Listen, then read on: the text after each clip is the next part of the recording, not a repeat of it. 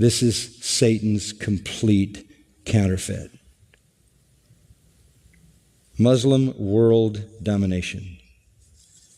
Now somebody might say, well, you think about the future and what's going to happen in the world. Don't we have a revived Roman Empire? Doesn't that mean the West? You remember that the image in Daniel 2 of the final world empire had two legs, and the Roman Empire had the West and the East. You know, of course, if you know history, that the western part of the Roman Empire basically dissolved, and the East survived for 1,000 years or more. So that at the time of the New Testament, 60% of the Roman Empire was land that is now under Muslim control. At least 60%. The vast majority of the Roman Empire in New Testament times is today under Muslim control, and Islam is moving across the West rapidly in Europe, isn't it? When you have a picture in Ezekiel 38, you have a picture of the Antichrist, Gog, and you have the listing of 8 nations that will be a coalition for the Antichrist. All 8 of those are Muslim nations. All 8 of them. And they ring the Mediterranean all the way to Libya. In Revelation 17, 9 to 11, it says there were 6 kingdoms and then a 7th and finally an 8th. What is the 7th? Well, there's been discussion about that. It well could be the Ottoman Turk Empire, which lasted 500 years and didn't really fall till the modern era.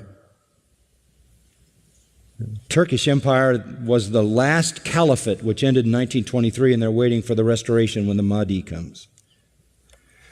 So right at the very end, somebody's going to say, I'm Jesus. Somebody else is going to say, I'm Jesus. Who are you going to believe?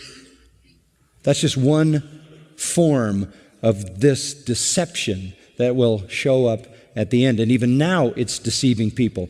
There are a whole world of Muslims who think Jesus is someone he is not, and consequently reject the true Jesus. Do not be deceived. There's a world of Muslims deceived about the person of Jesus Christ. You cannot accommodate that by saying, isn't it wonderful they love Jesus? They don't. Any other Jesus than the true Jesus is not Jesus. And if you worship any other than the true Jesus, you are cursed. The big picture is false religion has massacred Christians, and it's doing it right now as we speak in this modern world. Why do they do this? They do this because they hate Christ. That's why they do it. They resent Christ. They do it for my sake, verse 9. For my sake, because of me. As Paul said, I bear in my body the marks of Christ. Or as he said to the Colossians, I fill up in my flesh the sufferings of Christ. It's a serious thing. They're thinking the kingdom, and he's telling them, it's not what you think. It's not what you think. But in the midst of all of it, this is so wonderful. In the midst of all of it, you will give a testimony to them. Because all that persecution will not break your faith.